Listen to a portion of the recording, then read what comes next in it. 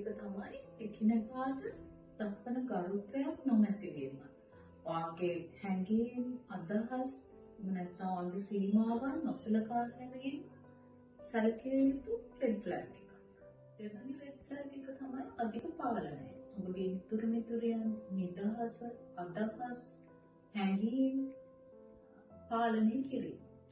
තුන්වෙනි රතු සලකුණ තමයි විශ්වාසය බිඳ වැටීම. සත්‍ය ප්‍රකාශන කිරීම, අර්ධ සත්‍ය ප්‍රකාශන කිරීම, එහෙම නැත්නම් ගොඩක් ඉම්පෝර්ටන්ට් ඉන්ෆර්මේෂන් කියන්නේ නැතුව ඉන්න එක ඒක සැලකිය යුතු රෙඩ් ෆ්ලැග් එකක් රිලේෂන්ෂිප් එකකට. හතරවෙනි රෙඩ් ෆ්ලැග් එක තමයි නිතරම ඔයාව විවේචනය කිරීම. ආව පහකට කියලා කතා.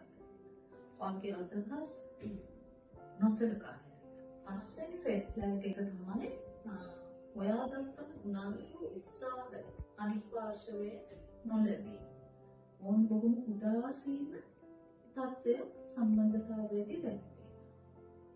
වැදගත් වන්නේ සම්බන්ධතාවය තුළදී මානසික, වාචික, ශාරීරික, ලිංගික හෝ ආර්ථික හිංසනයට ලක් නොවේ.